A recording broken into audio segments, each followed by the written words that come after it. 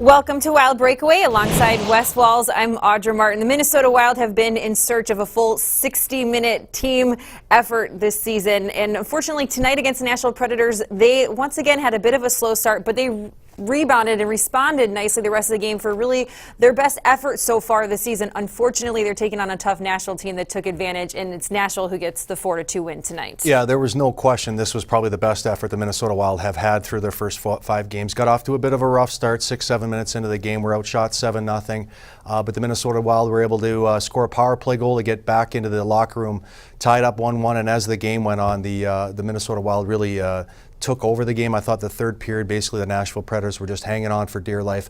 Pekka Rinne made a huge save on Nino Niederreiter with 2 minutes left in the game, and then the Wild were not able to generate a whole lot on the 6-on-4 to get the equalizer.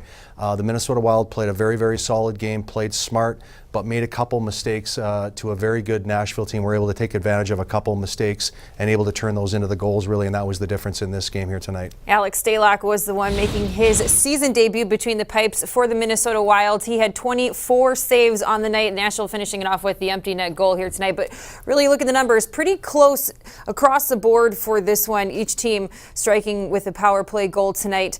Hits, though, in favor of the Minnesota Wild. Good to see them throw their weight around. But all in all, across the board, this one was pretty close between these two Central Division teams. For the Minnesota Wild, though, it was Mikko Koivu's line that really rose to the occasion.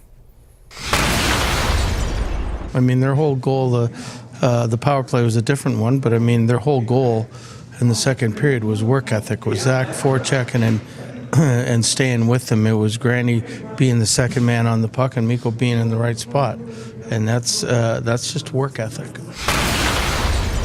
So now the Wild return to action tomorrow night. So a nice quick turnaround, Yep. Not a lot of time to dwell too much on the loss. And they take on a team tomorrow that is wondering where their offense is. The Arizona Coyotes have been shut out in 3 of their 4 games so far this season. So it's a team that's struggling. Maybe a good opportunity for the Minnesota Wild to take advantage, but you can never take any team too lightly. Yeah, for me, obviously you're always looking at your opponent and who you're playing, but for me this is about the Minnesota Wild. To be able to carry the momentum that they built tonight in Nashville, because they played an outstanding, especially the second and third period, were very dominant performance.